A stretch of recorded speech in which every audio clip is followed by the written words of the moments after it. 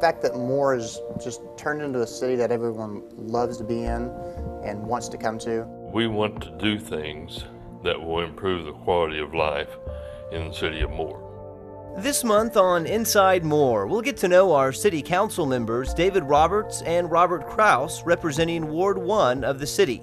Future episodes will highlight additional council members, find out what makes our council members tick. But first, if you haven't seen marching band in a while, it probably looks a little bit different from what maybe you grew up with. We'll take you behind the scenes of the South Moore Marching Band and meet some of the students and volunteers who make the program a success. Stay tuned.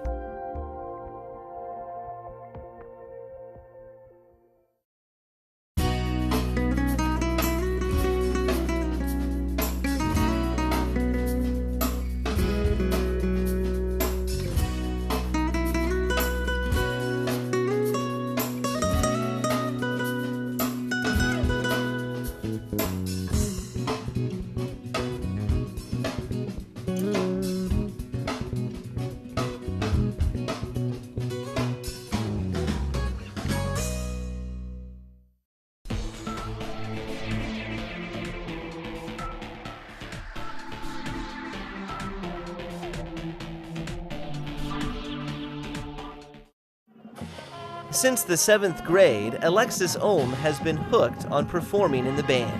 Performing. I love to perform. I love being in front of an audience and showing them what we are made of and what we can do.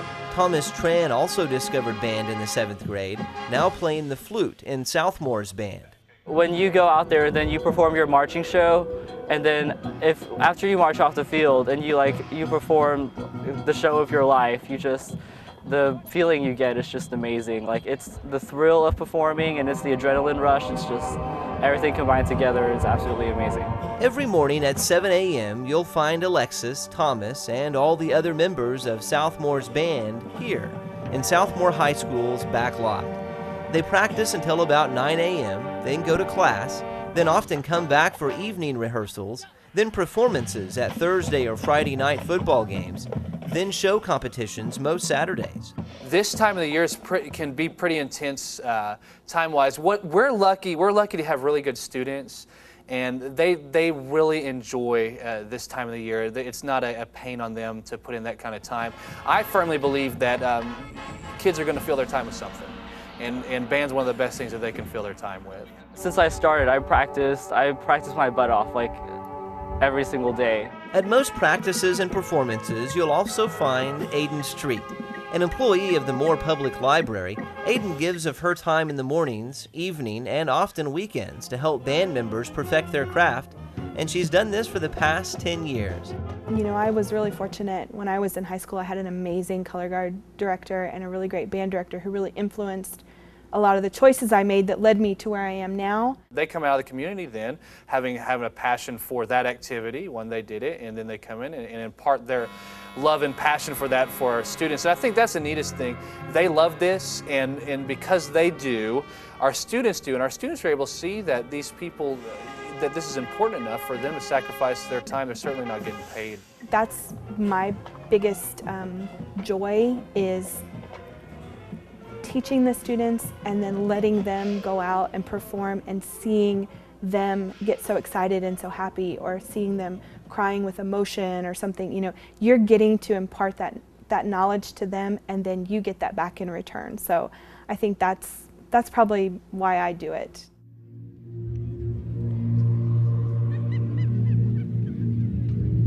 If you haven't seen marching band in a while, it probably looks a little bit different from what maybe you grew up with. This show that we're doing this year actually started about a year ago, almost a year before we even started the school season. From that point, students actually put together an entire musical performance with a storyline, acting, choreography, and all sorts of things most people may not normally anticipate from marching band. It's based off Through the Looking Glass, like Alice in Wonderland. It's when this innocent girl gets pulled into this really dark and mysterious world, and throughout the entire production she is trying to escape. It used to be where you'd come out and you'd play maybe 4 songs, they didn't necessarily have to go together. You just tried to do them really well, and the color guard was there just to sort of accent the music. Whereas now we have an entire production. So we actually have a storyline. We do a storyboard for the production. So when I'm listening to the music, I think about what colors do I see when I'm listening to that music, and that's going to influence the design of the flags, the design of the costume. After all the planning and practice, the show is taken on the road to compete against other schools. Well, we actually compete at contests, and we go to OSSAA and all these other different contests to compete with other bands and to get to know other people. When you're in band, you get to learn a lot about other people. You get to know different people, you get to meet people from other places, and I mean, you could even go to drum corps and do this, and that's going across the country. The feeling you get is just amazing. Like, it's the thrill of performing and it's the adrenaline rush. It's just everything combined together is absolutely amazing.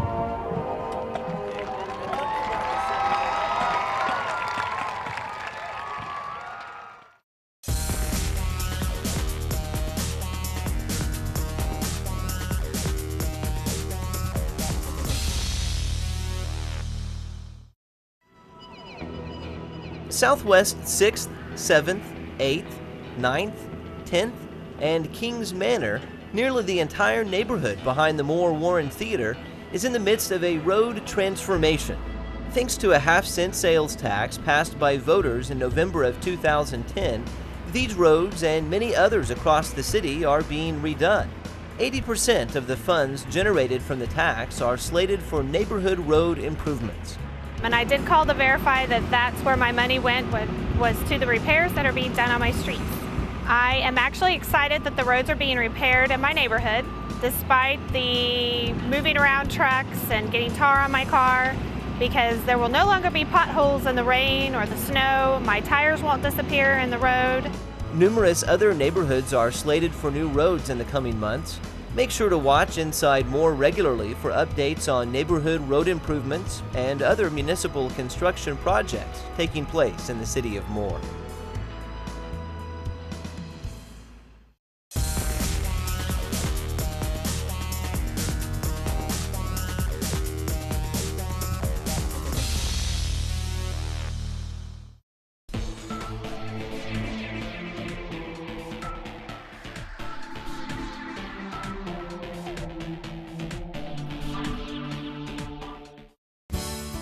Moore City Council member Robert Kraus sits at the head of the class most days, teaching math at Moore High School.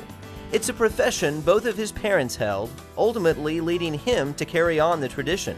I think I take a little bit after my dad and a little bit after my mom. You know, my dad taught government history and was involved a little bit in politics, you know, in terms of doing some campaign help, and so I kind of followed my dad with the politics a little bit, I guess, and my mom was a math teacher.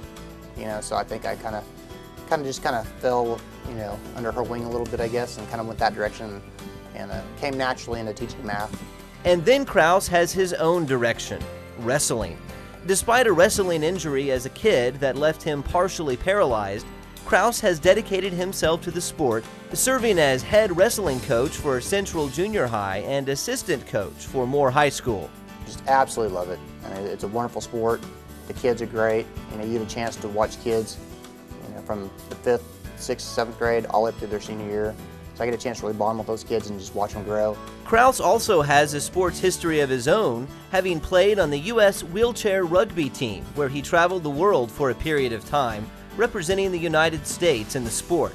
It's in addition to skydiving, which he's also done. A little bit of a risk taker, I guess. You know, and I'm a wrestling coach. Wrestlers aren't right in the head. You know, so skydiving was, I think, a natural thing for me to do. All the while, Kraus has been teaching math, coaching wrestling, and competing in international wheelchair rugby. He's also been a city council member, 10 years to be exact, long enough to see real progress during his tenure. The fact that Moore has just turned into a city that everyone loves to be in and wants to come to, you know, we've really improved the quality of life in Moore. You know, businesses want to come here now. You know, usually if you wanted to go eat at a good restaurant, go watch a movie, you know, anything along those lines, you had to leave the city. Now you can do all those things here. People actually come here to do those things now, so that's what I'm really most proud about. And what do his students think about having a politically connected teacher? Most of my kids don't realize it. You know, it's not, being on the city council isn't something that I publicize, don't talk a whole lot to them about. But once they do, it's kind of interesting because some of them will, talk politics with me a little bit or ask me what's going on with this or that, but some of them it doesn't faze them at all. They get careless, some of them, they're not amazed like I thought they would be.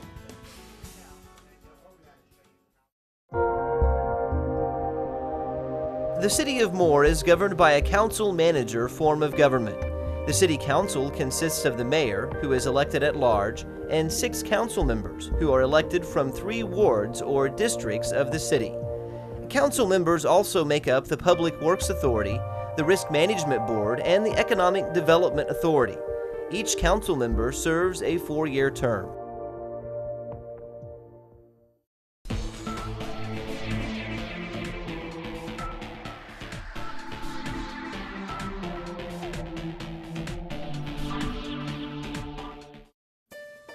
This is where most people are accustomed to seeing David Roberts, sitting on the Moore City Council as a representative for Ward 1. Or perhaps at a Moore Chamber of Commerce event helping his wife, Brenda Roberts, who serves as the Chamber's executive director. But you have to be in a very select group to ever see him here. Every single morning, Monday through Saturday, you'll find David Roberts having donuts and reminiscing about the glory days of Capitol Hill High School.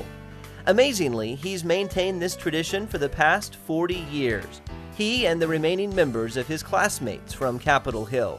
There's a group of us. We have our own special room in the back, and the key to admittance is basically being a Capitol Hill grad.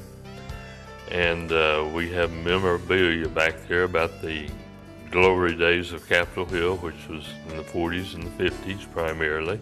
On the walls are photos and stories of star Capitol Hill athletes, some of who went on to play professionally or start successful businesses. In this atmosphere, Roberts developed his roots in South Oklahoma City and eventually Moore. 11 years ago, he joined the City Council as a way to give back. We want to do things that will improve the quality of life in the city of Moore.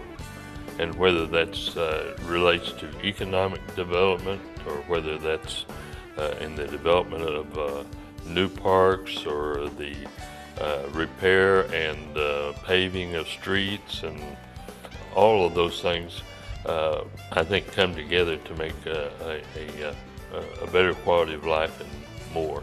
Dovetailing into his work on the City Council is his wife Brenda's job as the Executive Director for the Moore Chamber of Commerce. David writes most of the materials distributed to Chamber members and helps out however else he can.